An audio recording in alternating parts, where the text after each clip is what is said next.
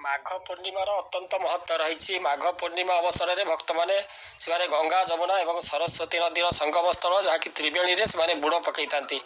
ଏହା ମାଘ ସ୍ନାନର ଶେଷ ଦିନ। ଏହି ଦିନରେ କରାଯାଉଥିବା ଦାନ ଏବଂ ଅନ୍ୟାନ୍ୟ ପୂର୍ଣ୍ଣ କାର୍ଯ୍ୟ ଶୀଘ୍ର ଫଳ ପ୍ରଦାନ କରିଥାଏ। ପବିତ୍ର ନଦୀରେ ସ୍ନାନ କରିବା ଦ୍ୱାରା ତାହା ବିଶେଷ ମହତ୍ତ୍ୱପୂର୍ଣ୍ଣ ବୋଲି ବିବେଚନା କରାଯାଇଥାଏ। ତେଣୁ ଏଇ ଯେଉଁ ମାଘ ପୂର୍ଣ୍ଣିମାରେ ଯେଉଁ ସ୍ନାନ କରୁଥିବା ଲୋକମାନେ, ଯେକୌଣସି ଭକ୍ତମାନେ, ସେମାନେ ସମସ୍ତ ପାପରୁ ମୁକ୍ତି ପାଇଥାନ୍ତି ଏବଂ ଆମର ଶାସ୍ତ୍ରରେ ମଧ୍ୟ ମାଘ ପୂର୍ଣ୍ଣିମା ଉପବାସକୁ ଅତ୍ୟନ୍ତ ଫଳପ୍ରଦ ବୋଲି ବିଶ୍ୱାସ କରାଯାଏ। ତେବେ ଆମର 2026 ମସିହାରେ ମାଘ ପୂର୍ଣ୍ଣିମା କେବେ ପଡ଼ିବ ନା, ମାଘ ପୂର୍ଣ୍ଣିମା 1 ଫେବୃଆରୀ ରବିବାର ଦିନ ଏ ଯେଉଁ ମାଘ ପୂର୍ଣ୍ଣିମା ପାଳନ କରାଯିବ।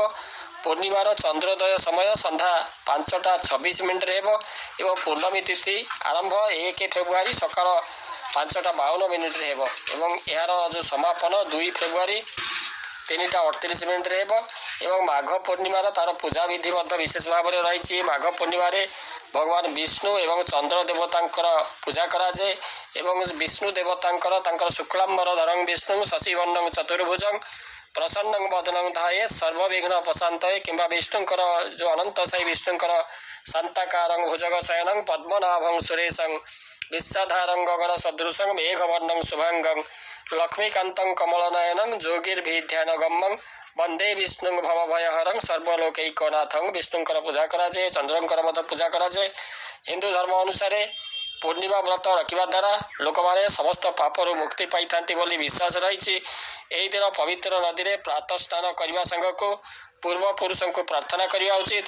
ଯଦି ନଦୀ ସ୍ନାନ ସମ୍ଭବ ନୁହେଁ ତାହେଲେ ସ୍ନାନ ଜଳରେ ଗଙ୍ଗା ଜଳ ମିଶାଇ ଘରେ ବି ଆପଣ ସ୍ନାନ କରିପାରିବେ ଏବଂ ସେଥିରେ ଗଙ୍ଗେତି ଯମୁନେ ଚୈବ ଗୋଦାବରୀ ସରସ୍ୱତୀ ନର୍ମଦେ ସିନ୍ଧୁ କାବେରୀ ଜଳେସ୍ମିନ୍ ସନ୍ନିଧଂ କୁରୁ ଏହି ମନ୍ତ୍ର ଉଚ୍ଚାରଣ କରି ଆପଣ ସେହି ଜଳରେ ସ୍ନାନ କରିପାରିବେ। ରୀତିନୀତି ଅନୁସାରେ ଭଗବାନଙ୍କର ପୂଜା ପାଇଁ ସଂକଳ୍ପ ପରେ କଳସ ସ୍ଥାପନ, ପରେ ଗଣେଶଙ୍କୁ ପୂଜା କରନ୍ତୁ, ତାପରେ ଭଗବାନ ବିଷ୍ଣୁ ଏବଂ ଲକ୍ଷ୍ମୀଙ୍କୁ ପୂଜା କରାଯାଏ। ତତ୍ପରେ ପ୍ରଭୁ ଚନ୍ଦ୍ରଙ୍କୁ ମଧ୍ୟ ପୂଜା କରାଯାଏ। ସନ୍ଧ୍ୟାରେ ଚନ୍ଦ୍ର ଦେବତାଙ୍କୁ ଜଳ ଅର୍ପଣ ପୂର୍ବକ ତାଙ୍କର ପୂଜା କରାଯାଏ ଏବଂ ପୂର୍ଣ୍ଣମୀ ଉପବାସ ବ୍ରତ କଥା ମଧ୍ୟ ପାଠ କରାଯାଏ। ଯଦି ସମ୍ଭବ ଏହି ଦିନ ସତ୍ୟନାରାୟଣ ବ୍ରତ କଥା ମଧ୍ୟ ପାଠ କଲେ ସେ ଅତ୍ୟନ୍ତ ଫଳପ୍ରଦ ବୋଲି କୁହାଯାଏ। ତେଣୁ ଏଇଥିପାଇଁ ଆମର 2026 ମସିହାରେ ଏଇ ଯେଉଁ ମାଘ ପୂର୍ଣ୍ଣମୀ ପାଳନ କରାଯିବ 1 ଫେବୃଆରୀରେ। 1 ଫେବୃଆରୀ ଦିନ ରବିବାର ଦିନ ଏଇ ଯେଉଁ ମାଘ ପୂର୍ଣ୍ଣମୀ ପାଳନ କରାଯିବ ଏବଂ ପୂର୍ଣ୍ଣମୀର ଯେଉଁ ଚନ୍ଦ୍ରୋଦୟ ମାନେ ସମୟ ହେଉଛି ସନ୍ଧ୍ୟା 5:26 ହେବ ଏବଂ ପୂର୍ଣ୍ଣମୀ ତିଥି ଆରମ୍ଭ 1 ଫେବୃଆରୀ ସକାଳ 5:52 ହେବ ଏବଂ ଏହାର ଯେଉଁ ସମାପନ 2 ଫେବୃଆରୀ ସେ 3:38 ହେବ। ତେଣୁ ପୂର୍ଣ୍ଣମୀ ତା'ର ପୂଜାବିଧି ଏଇଭଳି ଭାବରେ ରହିଛି। ଶୁକ୍ଲାମ୍ବରଧରଂ ବିଷ୍ଣୁଂ ଶଶିବର୍ଣ୍ଣଂ ଚତୁର୍ଭୁଜଂ ପ୍ରସନ୍ନଂ ବଦନଂ ଧାୟେତ୍ ସର୍ବବିଘ୍ନ ପ୍ରଶାନ୍ତୟେ।